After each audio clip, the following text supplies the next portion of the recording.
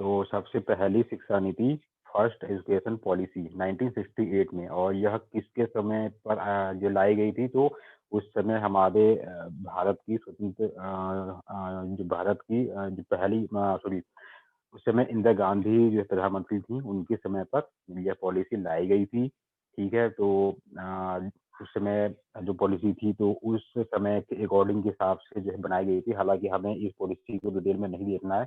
जो सवाल जनरली पूछा जाएगा वो तीसरी यानी कि 2020 की शिक्षा नीति से ही पूछा जाएगा। तो अब चलिए आगे बढ़ते हैं। तो जो इसके बाद क्या होता है कि दूसरी जो शिक्षा नीति आई थी, सेकंड एजुकेशन पॉलिसी 1986। अब देखिए 68 को उल्टा कीजिए तो आपको याद आ जाएगा 1986। तो ये भी ये स्थान भी आपको दिए जा सकते हैं कि दूसरी जो है कब आएगी। तो ये सारा एक निचोड़ है। तो यह आई थी राजीव गांधी जी के समय पर, जब यह देश के प्रधानमंत्री थे। ठीक है, अब इसके बाद क्या होता है कि इसमें कुछ जो है कमियों को दूर करने के लिए संशोधन किए गए। वो किए गए 1990 जो है 2 में किए गए संशोधन।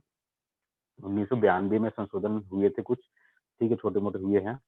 अ, और यह किसके समय पे हुए हैं? ये पीवी नरसिम्हा राव जब देश के जो प्रधानमंत्री थे उनके समय पे हुए हैं। तो हालांकि वो नई शिक्षा नीति नहीं थी, वो कुछ तो दूसरी में ही कुछ छोटे मोटे संशोधन थे। तो उसके बाद क्या होता है कि अब नरेंद्र जो है मोदी जी के समय पे, ठीक है, 2020 की तीसरी थर्ड एजुकेशन पॉलिसी लागू हुई, जो कि 34 साल के बाद लागू हुई दूसरी से। अब कभी कभी यह भी पूछ लिया जाएगा कि जो तीसरी शिक्षा नीति लागू हुई थी, तो वह दूसरी शिक्षा नीति के कितने वर्षों के बाद लागू हुई? तो ध्यान में रखना है 34 साल। ठीक है, तो अगर साल याद नहीं है तो 86 से आप इसको जो डिवाइड करेंगे, माइनस करेंगे, सॉरी, तो माइनस करेंगे तो 34 ईयर्स भी निकल कर आएगा। तो अब इसमें सबसे जो पहली चीज जो आती है उसको ध्यान में रखना है कि इस शिक्षा नीति में होता क्या है। अब जैसे कि दूसरी शिक्षा नीति में आप जानते हैं ना कि 10+2 यह जो है पॉलिसी थी। ठीक है, ध्यान में आप लोगों को जो है रखना है कि 10+2 यह जो है पहले था, लेकिन अब अभी भी है। अभी भी है, बिल्कुल समाप्त नहीं हुआ है। उसका रीजन जो है बताऊंगा अभी मैं क्या होता है। अभी जब हम यहाँ से इस साइकिल पे हम घूमेंगे तो आपको आइडिया आएगा कि होता क्या क्या है। ठीक है, तो चलिए आगे बढ़ते हैं इसमें। तो नरेंद्र मोदी जी के समय पर यह पॉलिसी जो है लागू हुई है। अभी हाल की ही यह घटना है, 2020 की ही। ठीक है, तो अब तो इस सबसे पहले इसमें जो चीज आती है वो आती है 10+2 की जगह पर जो नीति जो अपनाई जाएगी वह जो अपनाई जाएगी 5-3-3-4, यानी कि 5 जो प्लस 3 फिर प्लस फिर से जो है 3 और लास्ट में ये +4। तो इस बात को ध्यान में रखना है, इस माइंड में सेटअप में रख लीजिए। जो 53-34 इस जो है कोड वर्ड को ध्यान में रख लीजिए। अब ठीक है, तो अभी हम इसको यहाँ पर छोड़ते हैं, इस जो है कोड तक। अब हम स्टार्ट करते हैं यहाँ से। तो अब क्या होता है कि जनरली ऐसा कहा जा रहा है कि एजुकेशन पॉलिसी की जो निर्धारण यानी कि किस डेट में लागू होगी या कोई ऐसी तिथि अभी तक नहीं आई है। तो उम्मीद जो है की जा रही है कि 2021-22 से जो है लागू होगी। लेकिन ये बहुत ही बड़ा जो है ढांचा है कि संपूर्ण देश में अब अगले साल से ये चीज़ें एकदम से लागू नहीं हो पाएंगी। या अगर इस साल की हम बात करें, ठीक है, जो अभी सेशन स्टार्ट होने वाला है 2022 का, तो इस बात का ध्यान में रखना है। तो ऐसा कहा जा रहा है कि 2021 से लागू होगी, लेकिन मे बी कि इसमें कुछ ऐसी चीज़ें हो सकती हैं कि एक साल और देर से लागू हो, लेकिन ऐसे लिखित में नहीं है। लेकिन अगर एग्जाम में कहीं पर दिया जाता है तो यह ऑप्शन आपको दिया जाएगा, तो आप फिलहाल इसी पर ऑप्शन को सही मानेंगे। तो आगे चलते हैं कि अब तीसरी शिक्षा नीति यानी थर्ड एजुकेशन जो है पॉलिसी का निर्धारण करने के लिए जिस समिति का वो हुआ था, जो समिति जो है बनाई गई थी, तो उसके अध्यक्ष जो है कौन थे? तो वह थे पूर्व इसरो के हेड समिति के जो अध्यक्ष थे। उनके नाम पर ही समिति का नाम रखा गया था, कस्तूरी रंजन समिति। ठीक है, तो इनका नाम है डॉक्टर जो है क्या कि कस्तूरी रंजन, जो कि समिति ने जून में अपनी रिपोर्ट दी थी। ठीक है, तो जून में इसने अपनी रिपोर्ट दी, तो रिपोर्ट में सबसे पहला काम इन्होंने यही किया। ये 53-34 वाला सबसे पहला काम इन्होंने यही किया कि जो है जो 10+2 का सिस्टम था, इसकी जगह पर यह एक नए रूप में लागू हो, और इसके जो है करने से जो क्या-क्या चीज़ें होंगी, क्या-क्या चीज़ें नहीं होंगी, बहुत सारी चीज़ों में जो है बदलाव हुआ है। विश्वविद्यालय या जो है कॉलेज, स्कूल के नियमों में भी बहुत सारे छोटे-मोटे हुए हैं, बदलाव हुए हैं। तो उनको थोड़ी-थोड़ी चीज़ें हम जानेंगे। तो अब देखिए, इसके बाद में जो अगला पॉइंट आता है, नेशनल हायर एजुकेशन बिल। तो तीसरी जो शिक्षा नीति आई थी, जनरली पूछा जा सकता है कि वो किस जो बिल के नाम से जो है पेश हुई, या जो किस बिल के नाम से उसको जो है जो कैबिनेट में पेश किया गया। तो हालाँकि अभी यह जो है पूर्ण रूप से अभी ये बिल अभी मतलब जो ऑफिस रियल से अभी नहीं आया है, तो उसमें अभी टाइम लगेगा। तो आपको ये कह सकते हैं कि नेशनल हायर एजुकेशन बिल के नाम से यह कैबिनेट में पास हुआ, और वह डेट थी जब पास हुआ 29 जुलाई 2020। ठीक है? तो ये भी ध्यान रखना है। अब इस पॉलिसी में अब हुआ क्या है, ठीक है? तो अब शिक्षा जो नीति होती है, वह जनरली जो प्राइमरी, हाई स्कूल या इंटरमीडिएट तक के लिए नहीं होती है। वो नीचे से लेकर और टॉप मोस्ट सारे सिस्टमों में उसका बदलाव होता है, किया जाता है, ठीक है? यानी कि जो है प्राइमरी से लेकर और उच्च शिक्षा तक, ठीक है? उसमें सारे बदलाव होते हैं। अब इस शिक्षा नीति में एक चीज़ और की गई है कि यूनिवर्सिटी का कॉलेज की बाध्यता को जो खत्म किया गया है, कम किया गया है। जैसे आप एग्जांपल के लिए मान लीजिए, आपकी जो कुमाऊँ यूनिवर्सिटी है, तो इस यूनिवर्सिटी के अधीन जो कई सारे प्राइवेट जो है कॉलेज भी हो सकते हैं, जो कि उसके उसके साथ जो है बाध्यता हो, ठीक है? तो उन बाध्यताओं को थोड़ा बहुत जो है कम किया गया है, खत्म किया गया है। वो इसलिए किया गया है क्योंकि यूनिवर्सिटी का मैक्सिमम जो ध्यान था, वो सिर्फ़ परीक्षा कराने में ही समय सारा निकल जाता था। तो उसको थोड़ा जो है कम कर कर अब इस बात पर ध्यान लगाया जा रहा है कि रिसर्च हो, खोज हो, ठीक है? तो जो भी कैंडिडेट जो निकल कर उच्च शिक्षा के लिए जाएँ, तो उनको एग्ज़ाम से ज़्यादा उनको उनके शोध पर ध्यान दिया जाए। तो इस बात को ध्यान में आप लोगों को रखना है, यह भी लाइन इम्पोर्टेंट है। अब नेक्स्ट जो लाइन आती है, देखिए इसमें ये 3 से 18 वर्ष तक की शिक्षा। तो अब ये लाइन कहाँ से आई? ये आई देखिए, ये 53 और ये 34 का जो आंकड़ा है, तो इसकी स्टार्टिंग होती है यहाँ से, ठीक है? तो जो पहली जो लाइन आती है, 3 साल से स्कूलिंग स्टार्ट होगी। ये एक मैं आपको सिंपल वे में समझा रहा हूँ, और उसकी स्कूलिंग जो है 18वें साल, जब वो 18 साल का हो जाएगा तब समाप्त होगी। तो यह वो लाइन जो है, मतलब कि इसका संबंध इसके संबंध में है कि उसकी जो शिक्षा होगी, वो जनरली 3 वर्ष से 18 वर्ष के बीच में होगी, ठीक है? मैक्सिमम जो है 18। आप जो 18 साल में, यानी कि अब वो 12th में होगा, ठीक है? अब चलिए अभी नीचे वाली इस चीज़ को डिटेल में हम नीचे वाले पोर्शन में समझेंगे। तो अब ध्यान में रखिए, अब जो अगला पॉइंट आता है कि इसका एक उद्देश्य भी रखा गया है। अब वो उद्देश्य जो क्या-क्या है कि 2000 जो है 30, यानी कि 10 साल का एक उद्देश्य रखा गया है कि समावेशी शिक्षा। क्योंकि अभी तक की जो शिक्षा है, वो धीरे-धीरे स्किल का रूप ले रही है, लेकिन अभी तक सिर्फ़ अब जो ज्ञान तक ही सीमित थी। लेकिन लेकिन अब जो शिक्षा नीति जो आई है, इसका मेन उद्देश्य यह है कि बच्चों को, ये कैंडिडेट को शिक्षा के साथ-साथ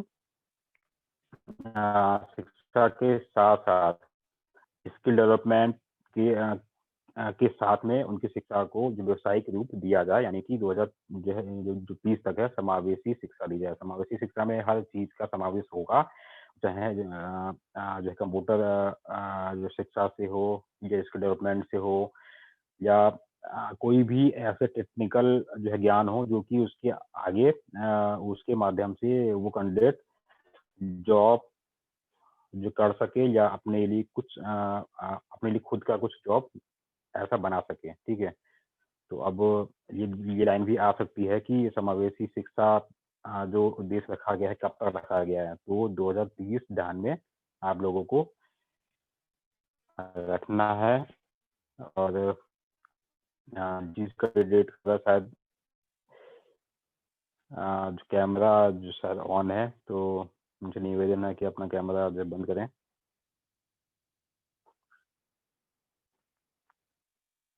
तो चलिए, हाँ, अब आते हैं अब नेक्स्ट इसमें और क्या-क्या हुआ है। तो अब इसमें एक चीज़ और की गई है कि जो क्लास 5th तक अंग्रेजी शिक्षा खत्म कर दी गई है। अब ये बेहद इम्पोर्टेंट है, यह भी आपके सवालों में दिया जा सकता है ना, कि जो क्लास 5 तक अंग्रेजी में, या जैसे कि अभी तो वो चल रहा है हर जगह पे, है ना, कि जो इंग्लिश की जो है क्लासेस होती हैं, लेकिन जो क्लास 5 तक, मतलब 5th तक अंग्रेजी शिक्षा जो है खत्म हो जाएगी। और उसके अब जब एक चीज़ खत्म होती है ना, तो उसके बाद दूसरी चीज़ का उदय होता है ना? ये जो सृष्टि का नियम है ना, एक चीज़ अगर खत्म होगी तो दूसरी चीज़ बनेगी। उसका एग्ज़ाम्पल आप दे सकते हैं, जब योजना आयोग जो है, जो कि 15 में खत्म हुआ था, तो उसकी जगह पर नीति आयोग जो है आया था। तो एक चीज़ खत्म होती तो दूसरी चीज़ अवश्य आती है। तो यहाँ पे वही है, अंग्रेजी अब खत्म होगी 5th तक, तो अब क्या आएगा, यानी कि अब उनको, उस कैंडिडेट को, उस बच्चे को वहाँ की जो क्या मातृभाषा जो कि हिंदी है, यानी कि देश की, और या फिर उस वहाँ की स्थानीय भाषा में 5th तक का ज्ञान, शिक्षा दी जाएगी। अब जैसे आप कभी आंध्र प्रदेश जाएँगे या जो वेस्ट बंगाल जाएँगे, तो वहाँ पर मातृभाषा में पढ़ाई नहीं होती है, वहाँ पे स्थानीय भाषा में होती है पढ़ाई, ठीक है? तो वहाँ जो है बांग्ला है, या और भी उनकी लोकल लैंग्वेज है। साउथ में भी देखेंगे तो वहाँ तेलुगु है, और क्या है, मलयालम है।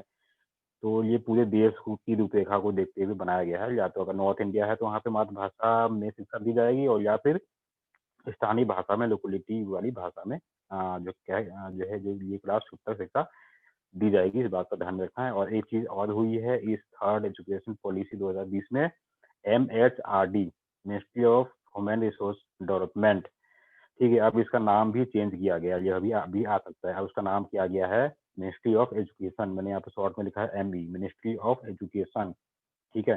तो अब यह सवाल दिया जा सकता है कि एमएचआरडी के अंतिम मिनिस्टर जो है कौन थे? तो रमेश, तो भी आंसर यही आएगा, रमेश पोखरियाल। और या फिर यह दिया जाए कि मिनिस्ट्री ऑफ एजुकेशन के जो है पहले शिक्षा मंत्री कौन है? तो भी आएगा रमेश पोखरियाल। तो एमएचआरडी के अंतिम और एमई के जो पहले शिक्षा मंत्री रमेश पोखरियाल निशंक जी, आप सभी जानते होंगे, हमारे राज्य के सीएम भी रह चुके हैं, और अब एमई हैं, ठीक है? मिनिस्ट्री ऑफ एजुकेशन में शिक्षा मंत्री, ठीक है? तो ध्यान में रखिएगा।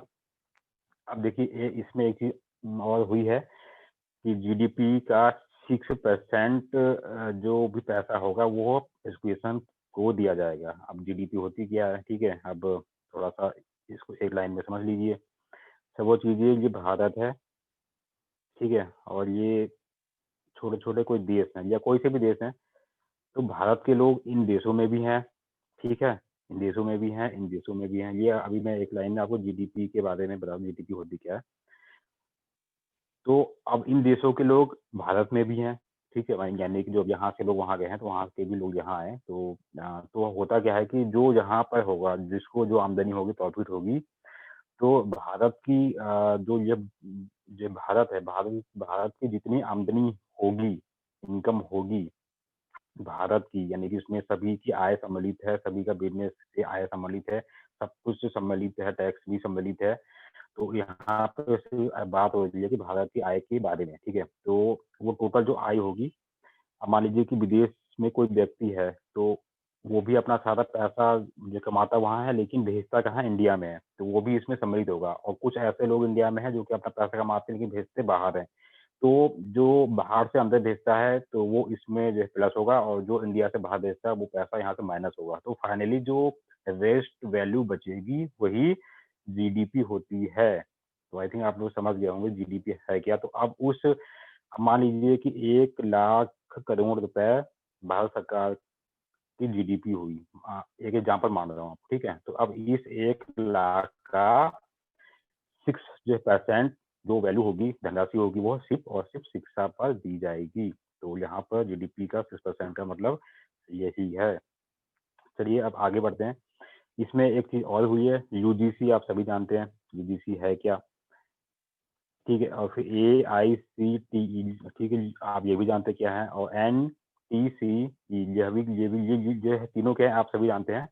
यूजीसी की स्थापना 1956 में हुई थी। अभी इसके लिए भी एक पीछे दूसरी वाली स्लाइड है, उसमें आपको इसके बारे में मतलब दिया जाएगा कुछ।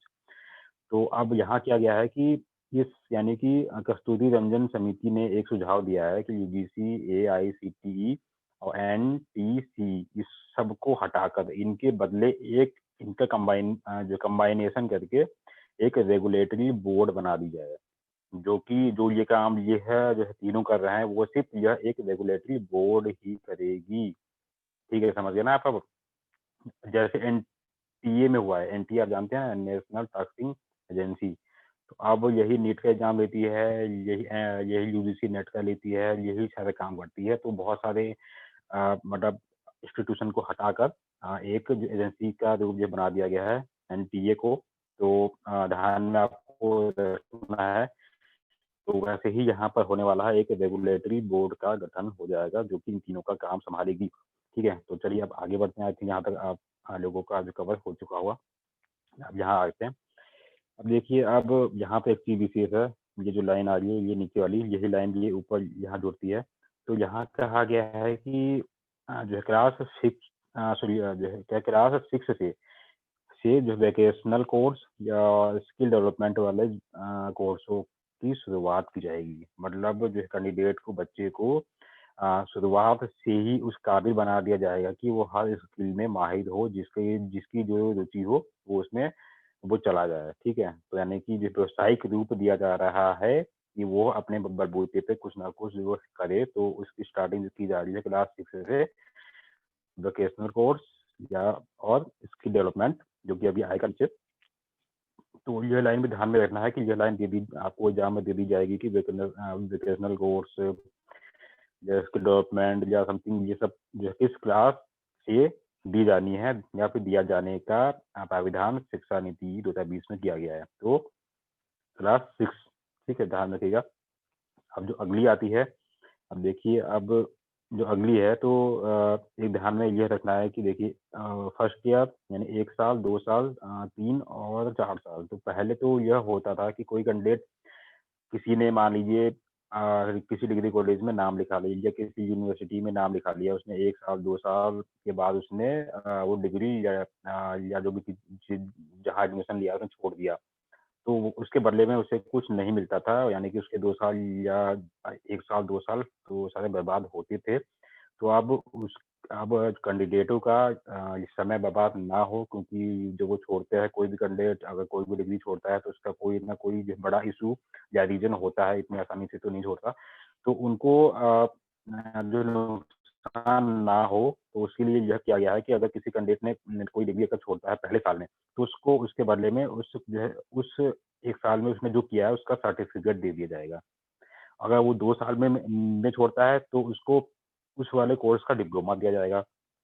अगर वो तीसरे साल में छोड़ता है या फिर कहीं पे 4 साल की भी डिग्री होती है, तो अगर 4 साल की अगर जो डिग्री होती है, अगर वो तीसरे साल में छोड़ता है, तो चाहे 3 साल में छोड़े, चाहे 4 साल में छोड़े, तो उसको डिग्री ही दी जाएगी। तो इस बात का ध्यान में रखना है आप सभी को। तो एक ये भी बहुत ही बेनिफिशियल जो है ये चीज़ हुई है कैंडिडेटों के साथ में, क्योंकि भारत में लाखों लोग अपनी डिग्री छोड़ देते थे या किसी फैमिली रीज़न या किसी भी रीज़न की वजह से। आगे बढ़ते हैं। अब देखिए, अब जो अगला है कि यूजी, ठीक है? यूजी यानी कि बीएससी हो, बीए हो, समथिंग हो। तो अब इसमें ये कहा गया है कि जो पीजी होगी, वह 1 या 2 साल की होगी। तो अभी यह डिटेल में खोला नहीं गया है, जब ये जो पूर्ण रूप से लागू होगा तो मे बी कि इसमें कुछ ऐसे जो कोर्सेज़ की जो लिस्ट आएगी, जिसमें क्या है कि जो पीजी 1 साल की भी होगी और 2 साल की भी होगी, या फिर इसका इंटरकनेक्शन जो कर दिया जाएगा डिग्री के साथ, ठीक है? तो यह भी संभावित है, अभी फिलहाल आपके लिए जो है इतना ही है। और इसमें यह भी एक बहुत ही इम्पोर्टेंट सवाल पूछा जा सकता है ना, किस डिग्री को समाप्त जो किया गया है थर्ड एजुकेशन पॉलिसी 2020 में? तो ये ध्यान में रखिएगा, एमफिल जो है, एमफिल को खत्म कर दिया गया है, ठीक है? अब कहा जा रहा है ये कि यूजी, देन पीजी, फिर पीएचडी। तो इसलिए एमफिल का जो भी स्तर है, उसे हटा दिया गया है, खत्म कर दिया गया है। कोई भी कैंडिडेट अगर एमफिल जो है करता था, फिर जो है क्या पीएचडी करता था, ठीक है? यानी कि मास्टर ऑफ जो है फिलोसफी, तो ध्यान में इसको रखना है कि अब ये चीज़ अब नहीं होंगी, अब ये चीज़ खत्म हो जाएंगी और डायरेक्टली एक शॉर्ट फॉर्म में समझिए कि अब जो मतलब इसमें होने वाला है 2020 वाली एजुकेशन पॉलिसी में, तो UG, undergraduate, then PG, ठीक है, ये पोस्ट ग्रेजुएट, फिर इसके बाद पीएचडी। तो एक ये शॉर्ट वे का समय ये दिया गया है कि बहुत सारी डिग्रियों को समाहित ना करके एक वे में सबको जो निकाला जाए और सबको यह दिया जाए कि भाई आप इतने समय, जो कई साल ऐसा भी होता है ना, आप सभी जानते हैं, बहुत सारे कैंडिडेट जो है ऐसे होते हैं कि वो 40 साल तक हो जाते हैं, फिर भी एमफिल ये सब करते रहते हैं। तो अब वो जो टाइम उनका वेस्ट ना हो, इसलिए बहुत सारी वो चीज़ों का इसमें संशोधन परिवर्तन भी किया गया है, तो जो कि इस पॉलिसी का हिस्सा है। तो इस बात का आप सभी को ध्यान में रखना है। ठीक है, आप चलिए अब नीचे वाले पोर्शन पे आते हैं। देखिए ये भी बहुत इंपॉर्टेंट है, इससे भी कितने सारे सवाल आपको दिए जा सकते हैं। ठीक है, यानी कि 53-34 वाले में ये कोडिंग है। अब देखिए इसमें हम स्टार्टिंग करते हैं ये 5 से। तो 5 को जो है कहा गया है कि फाउंडेशन स्टेज। ठीक है, पहले स्टेजों को समझ लीजिए। फाउंडेशन स्टेज का नाम दिया गया है, जो मतलब स्टार्टिंग वाली है, जो कि 5 साल की होगी। मतलब 5 का मतलब है 5 ईयर्स। ठीक है, दूसरा है 3, तो इसका नाम दिया गया है प्रेटरी स्टेज, जो कि 3 साल की होगी। अब फिर नंबर 3rd पे आते हैं, ये भी 3 साल का है, इसका नाम दिया गया है मिडिल स्टेज। और यह इसके बाद में चौथा आता है, यह सेकेंडरी स्टेज है, जो कि 4 साल की होगी। अब इन सालों का आकलन देखिए ऊपर दिया गया है, यानी कि अगर जो छोटा बच्चा है, ठीक है, तो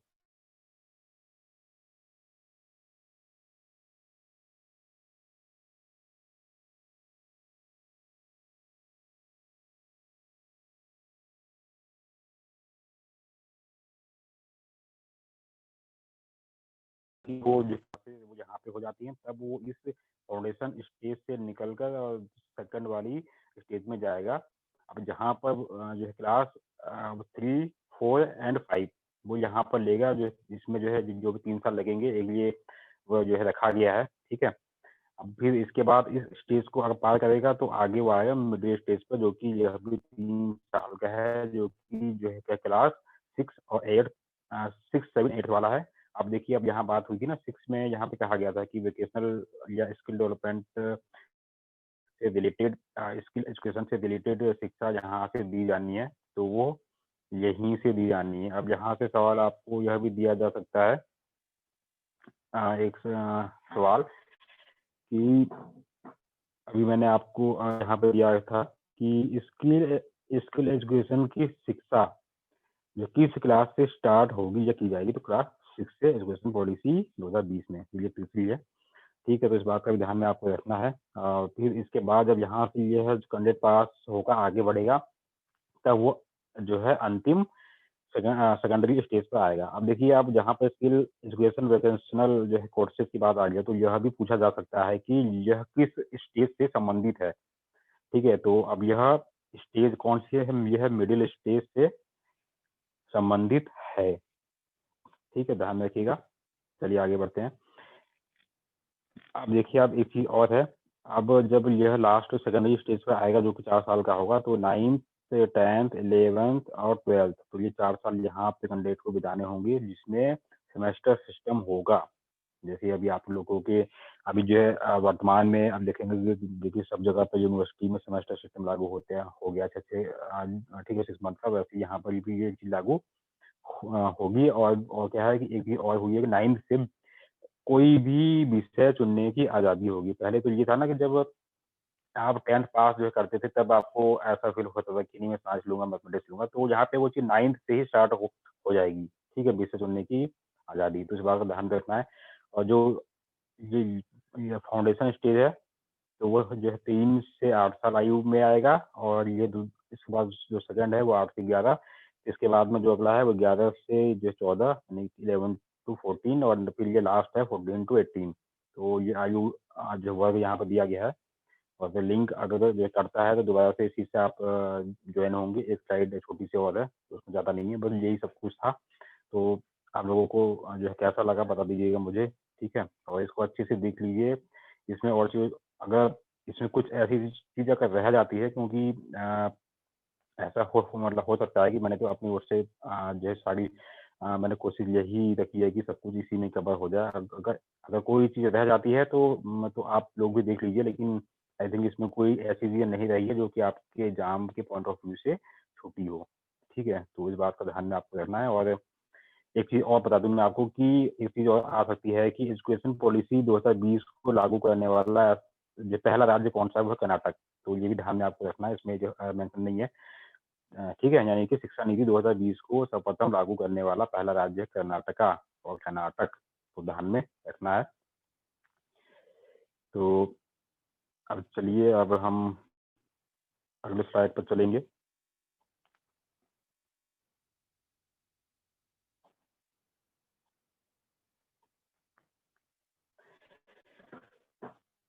तो देखिए, बस आप एजुकेशन से रिलेटेड हैं, ठीक है? तो शिक्षा का जो है अधिकार यह आपके उस वाले पोर्शन में भी है ना? किसमें है? बताइए। शिक्षा का अधिकार आपके टीचिंग एप्टीट्यूड वाले पोर्शन में भी है, तो वो आपका टॉपिक आज यहाँ पर कवर हो जाएगा, ठीक है? तो उसमें आपको उस वाली चीज़ों को फिर से देखने की आवश्यकता नहीं है। तो अब चलिए, अब हम स्टार्ट करते हैं इसे। शिक्षा का अधिकार आप सभी जानते हैं कि अब एक ये चीज़ ही ध्यान में रखिएगा ना, जो चीज़ संविधान में वर्णित है, लिखी हुई है ना, या उसमें उसमें दी गई है, तो वो संवैधानिक उसका रूप संवैधानिक हो जाता है, ठीक है? तो अगर आपसे कह दिया जाए कि संसद क्या संवैधानिक है? तो हाँ, संसद जो है संवैधानिक है, क्योंकि संसद का संविधान में वर्णन है। तो वैसे शिक्षा का जो अधिकार है, यह संवैधानिक हुआ है। कब से हुआ है? 2002 से हुआ है। इससे पहले संवैधानिक अधिकार नहीं था, ठीक है?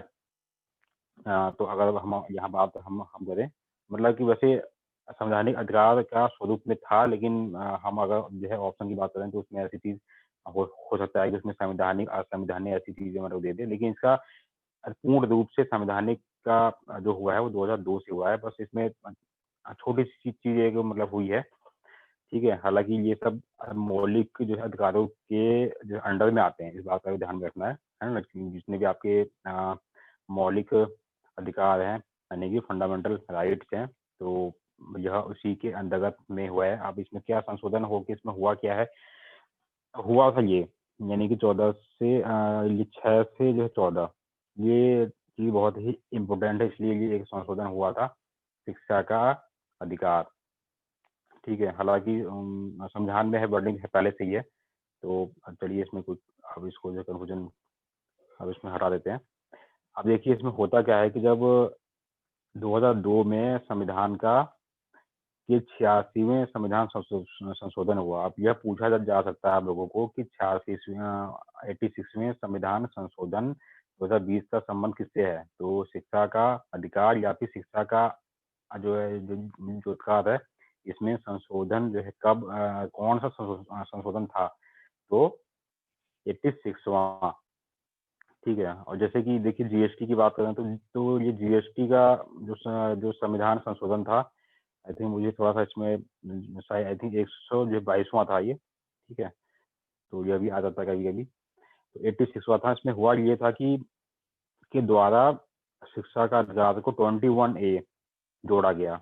इसके लिए अलग से एक जो है आर्टिकल अनुच्छेद जोड़ा गया, उसको बोलते हैं 21 ए, ये बहुत आता है, इस बात को ध्यान में आप लोगों को रखना है कि शिक्षा का अधिकार किस अनुच्छेद से संबंधित है? 21 ए, 21 का ए और दोनों एक ही चीज़ है। अब यहाँ पर ये क्या कहता है कि ये जोड़ा गया, जो कि यह प्रावधान करता है कि राज्य यानी कोई भी राज्य विधि विधि यानी कि नियम या लॉ जो है बनाकर 6 से 14 वर्ष के सभी बालकों के लिए, यानी कि अपने राज्य के 6 से 14 वर्ष के सभी बालकों के लिए अनिवार्य निःशुल्क शिक्षा की के लिए व्यवस्था करेगा। यह 2002 में किया गया। ठीक है? तो लेकिन जब ऐसा संभव नहीं हो पाया, सर ने देखा कि भई संविधान में हो गई है, लेकिन इसका स्वरूप मतलब कि नहीं हो रहा है, लागू नहीं हो रहा है, तो फिर अब होता क्या है देखिए, फिर होता है, आपने एक जो लाइन सुनी होगी ये तो शिक्षा का जो है अधिकार है, ठीक है? अब एक होता है शिक्षा का अधिकार कानून, ये दोनों में जो है डिफरेंस है, एक होता है शिक्षा का अधिकार, एक है कि शिक्षा का अधिकार कानून। तो शिक्षा का अधिकार कानून जो है 2009, 2000 ये जो है 9 का है, ये भी आप लोग लिख लीजिएगा अपनी नोटबुक में, इसमें अगर छूट गया हो तो। 2009 का है, लेकिन यह लागू हुआ था देखिए 1 अप्रैल 2010 से लागू हुआ। तो जब ये सारी चीज़ें हुई हैं, तो इनके बाद में जब कोई इनका रिज़ल्ट अच्छा नहीं आया, तो इसके बाद क्या होता है कि इस अधिकार को व्यावसायिक रूप देने के लिए, यानी कि इस शिक्षा के अधिकार को व्यावसायिक रूप देने के लिए संसद में निःशुल्क एवं अनिवार्य शिक्षा अधिनियम 2009 जो है पारित हुआ, और जो कि 1 अप्रैल 2010 से लागू हुआ। तो इस बात का ध्यान में रखना है। अब देखते हैं इसमें होता क्या है आगे। तो इस कानून या ये जो कानून था, इस कानून या जो यानी कि अधिकार कानून के तहत 8वीं तक विद्यार्थियों को निःशुल्क प्राथमिक शिक्षा का अधिकार दिया गया है। ठीक है, 8वीं तक के लिए दे दिया गया है।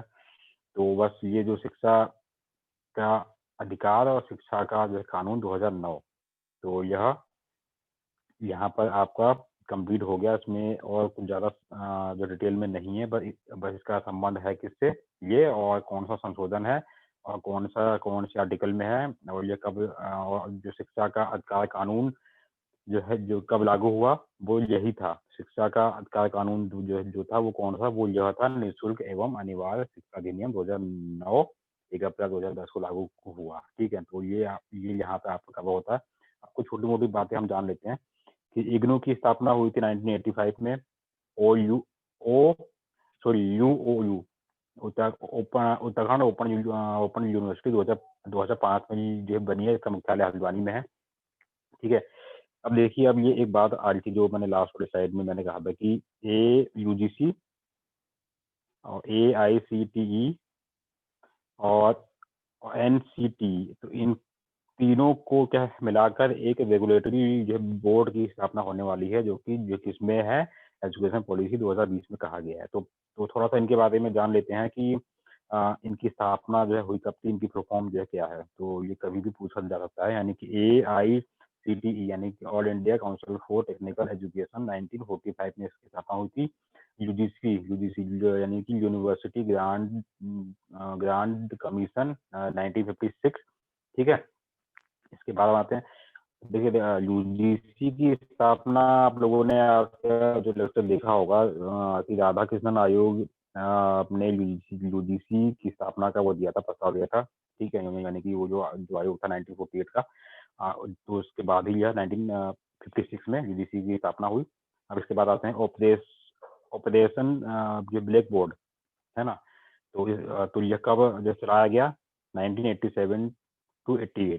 ठीक है, यह भी कभी कभी पूछा जा सकता है। नेक्स्ट आते हैं राष्ट्रीय साक्षरता मिशन, यह भी पूछा जा सकता है क्योंकि मे बी की बहुत सारे ऐसी चीजें हैं जो कि शिक्षा के वो संबंधित है। तो राष्ट्रीय साक्षरता मिशन जो स्टार्ट जो हुआ था सेंट्रल में 1988 में हुआ था।